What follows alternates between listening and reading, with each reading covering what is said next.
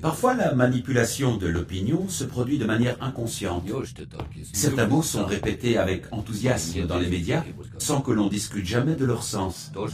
Démocratie, croissance, économie de marché. Prenons le mot le plus consensuel, la démocratie. Le concept est toujours présenté comme indépassable, sans être plus jamais débattu. Et pourtant, qu'est-ce donc que notre démocratie? Actuellement, en Occident, on entend par démocratie un système dans lequel la population se répartit en classes sociales, des plus pauvres aux plus fortunés. Le peuple désigne tous les 5 ans environ ses représentants issus des partis politiques pour le gouverner et voter les lois. Ces pouvoirs sont issus des classes supérieures de la pyramide, soit les plus fortunés. On parle d'ailleurs de classe politique.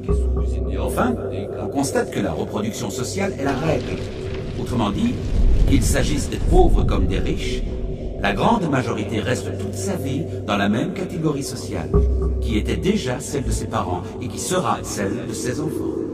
Si on regarde la démocratie du point de vue de la répartition du pouvoir selon le sexe, on se rend compte bien vite de la sous-représentation des femmes dans les instances du pouvoir, alors même qu'elles constituent la moitié de la population.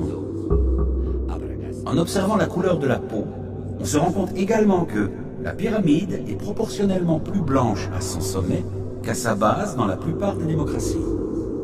On parle de démocratie, mais l'essentiel du système ne comprend aucune démocratie.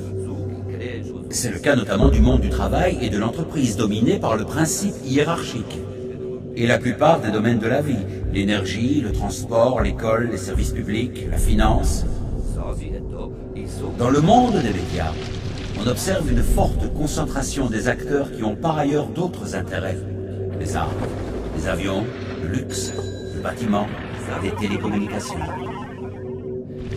La plupart des journalistes qui font l'opinion vivent dans les classes aisées et l'on peut penser qu'ils auront tendance à défendre, même inconsciemment, les intérêts de leur catégorie d'appartenance.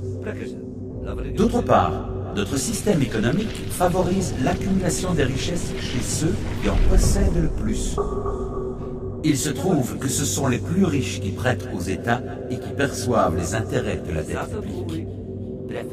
Aujourd'hui, les plans de rigueur qui réduisent les salaires et la protection sociale reviennent donc à faire financer par les plus pauvres la dette détenue par les plus riches.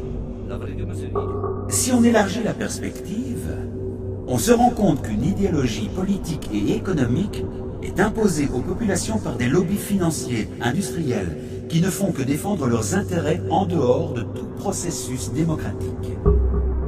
Nombre d'entre eux ont d'ailleurs des budgets nettement supérieurs à ceux de la majorité des États. Ils influencent les décisions politiques, les lois, et parfois même financent des partis politiques. Conséquence, rigueur, chômage et misère pour les uns, richesse en pleine explosion pour les autres. Preuve en est, l'endettement de tous les États du monde est égal aux actifs de seulement 10 banques. Est-ce bien à cette réalité que fait référence la démocratie, ce système tant vanté dans les médias? N'y a-t-il pas là une forme de manipulation de la population? La vraie démocratie ne reste-t-elle pas à inventer? Mon nom est Lazarus et je vous souhaite bien le bonjour. Démocratie. Démocratie. Dans une démocratie, c'est le peuple qui est le maître. N'hésitez pas à commenter ou à partager ceci avec vos amis.